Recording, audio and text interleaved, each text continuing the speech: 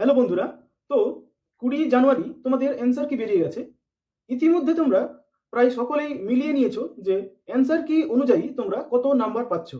এরপরে যে প্রশ্নগুলো আছে সেই প্রশ্নগুলোর উত্তর দেওয়ার চেষ্টা করব এই ভিডিওতে। প্রথম প্রশ্ন হচ্ছে যে এরপরে ইন্টারভিউর জন্য শর্ট লিস্টেড ক্যান্ডিডেটসদের যে নাম সেটা কবে বেরোবে। দ্বিতীয় প্রশ্ন হচ্ছে যে প্রত্যেক ক্যাটাগরি থেকে কতজন করে ইন্টারভিউর জন্য ডাকা হবে বা শর্ট লিস্টেড করা হবে।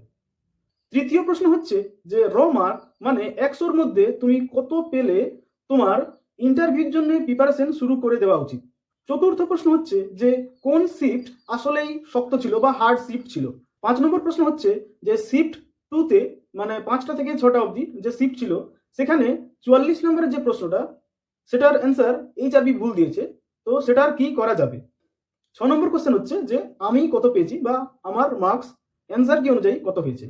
এই সবগুলো প্রশ্নের উত্তর দেব এই ভিডিওতে। তো চলো শুরু করা যাক। দেখো, শর্ট লিস্টেড ক্যান্ডিডেটদের যে নাম বেরোবে সেটা কত তারিখ বেরোবে। আমার আগের ভিডিওতে আমি বলেছিলাম যে অ্যান্সার কি কবে বেরোবে। সেখানে আমি বলেছিলাম যে আমাদের সিবিটি এক্সামিনেশনের যে ডেট ছিল 14 জানুয়ারি, তার 5 থেকে 6 দিনের মাথায় অ্যান্সার কি বেরোবে। হয়েছে সেটাই। 14 জানুয়ারি পরীক্ষা ছিল, তার 6 দিনের মাথায় 20 জানুয়ারি আমাদের অ্যান্সার কি বেরিয়েছে। এরপরে বলি যে শর্ট লিস্টেড ক্যান্ডিডেটদের যে নাম বেরোবে সেটা কবে বেরোবে। না, সেটা আমার হিসাব অনুযায়ী বেরোবে 28 থেকে 29 তারিখের মধ্যে।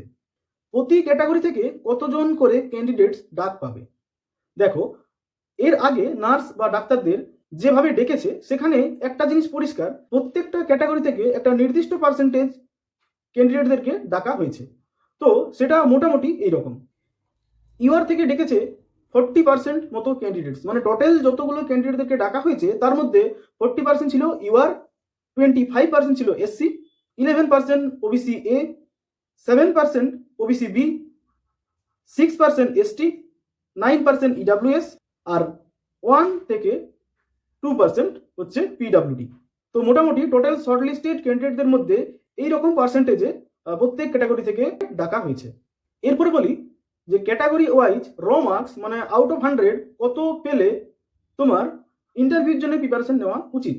তো ক্যাটাগরি ওয়াইজ আমার যে ক্যালকুলেশন সেটা অনুযায়ী তোমার কত এভাবে থাকলে তুমি প্রিপারেশন শুরু করবে সেটা হচ্ছে প্রত্যেক ক্যাটাগরির জন্য ইউআর যদি হয় সেই ক্ষেত্রে 65 above, EWS 60 above, OBC A and B 50 above, SC 55 above, ST 45 above, পিডাব্লিউডি 35 এভাব।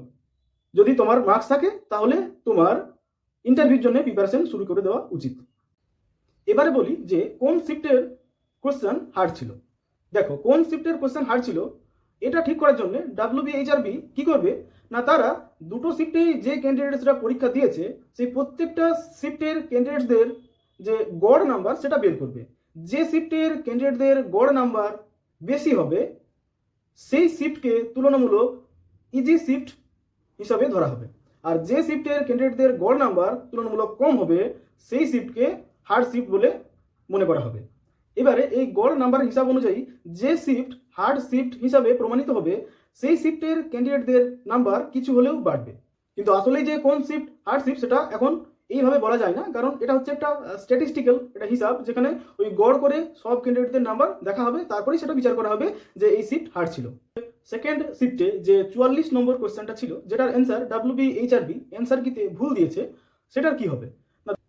তো দেখো, সেটাকে চ্যালেঞ্জ করার কিন্তু কোনো উপায় নেই। ডাক্তার বা নার্সদের যে পরীক্ষা সেখানেও কিন্তু কোনো ভুল অ্যান্সারের জন্য অ্যান্সার কি চ্যালেঞ্জ করার উপায় ছিল না, এখানেও নেই। অনেক ইউটিউবার বা অনেক ইনফ্লুয়েন্সার বলছে যে ডাব্লিউবিএইচআরবি যে দপ্তর সেখানে গিয়ে বলতে বা ইমেল করতে। দেখো, প্রথমত ইমেলের ওরা কোনো রেসপন্স দেবে না, ওদের দপ্তরে গিয়েও তেমন কোনো লাভ হবে না। আমার মনে হয় যে এটা ওরা যা দিয়েছে সেটাই মেনে নিতে হবে। এখানে যে প্রশ্নটার কথা বলা হচ্ছে সেটা খুবই সহজ একটা কোশ্চেন ছিল, মানে যারা ভালো নাম্বার করেছে, যারা ভালো মার্কস পেয়েছে তারা বেশিরভাগই সেটা ঠিক করেছে, ফলে তাদের সবারই মোটাম থেকে ওই 2 নাম্বারটা বা 2.5 নাম্বার ওর নেগেটিভ মার্কিং সহ 2.5 নাম্বার ওখান থেকে যাবে।